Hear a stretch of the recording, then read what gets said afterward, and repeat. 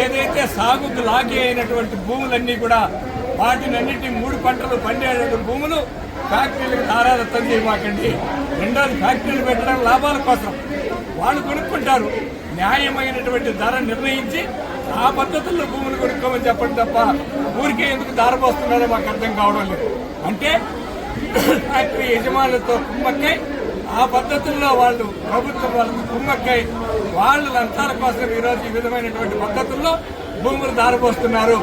అందుకే భారత communist party చెప్తా ఉంది, మీరు నిజంగానే ఈ భూముల పైన మీకు చిత్తశుద్ధి ఉంటే ఒక కమిటీ వేయండి, అఖిలపక్ష కమిటీ వేయండి. ఆ అఖిలపక్ష కమిటీలో మేము చూపిస్తాం భూములు ఎక్కడెక్కడ కబ్జా అయినాయి, మీరు ఎవరెవరు కబ్జా చేశారు, మీ ఎమ్మెల్యేలు, మీ ఎంపీలు, మీ కార్యకర్తలు ఎక్కడెక్కడ భూములు కబ్జా చేశారో మేము చూపిస్తాం. మీకు ధైర్యం ఉంటే, మీకు చిత్తశుద్ధి ఉంటే ఈ భూములపైన కమిటీ వేసి వస్తే మేమందరికి చూపిస్తాం. నిజంగా చర్య తీసుకోగలిగితే కావాల్సినటువంటి భూములున్నాయి, పేదలకు పంచవచ్చు, పరిశ్రమలకు ఇవ్వచ్చు. అట్లా ఆ భూములు కాపాడాలని చెప్పని ఈరోజు ప్రత్యేకంగా సిపిఐ డిమాండ్ చేస్తాం. దాంతోపాటు మీరు ఉన్నప్పుడు కట్టారు, జగన్మోహన్ రెడ్డి ఇవ్వలేదు, మేము వస్తే ఇచ్చేస్తాం టిట్కో ఇల్లు అని చెప్పారు. లక్షల రూపాయలు కలెక్ట్ చేశారు పేదల నుంచి. కానీ మీరు వచ్చిన 20 నెలల్లో కూడా ఈరోజు ఆ టిట్కో ఇల్లు ఇంతవరకు హ్యాండ్ ఓవర్ చేయలేదు. వాటికి ఇవ్వాల్సిన పేమెంట్స్ ఇవ్వడం లేదు.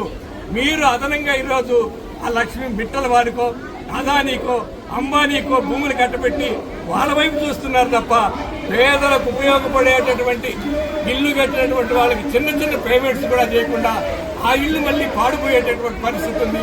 వెంటనే మీరు ఈ టిట్కో ఇళ్ళని స్వాధీనం చేయాలని, పేదలకు స్వాధీనం చేయాలని డిమాండ్ చేస్తున్నాం. అదేవిధంగా ఈ రాష్ట్రంలో ఉన్నటువంటి మీరు ఇష్టం వచ్చినట్టు ఇచ్చారు, జగన్మోహన్ రెడ్డి ఇష్టం వచ్చి ఇచ్చాడు, గతంలో ఇష్టం వచ్చినట్టు రేషన్ కార్డులు ఇచ్చారు.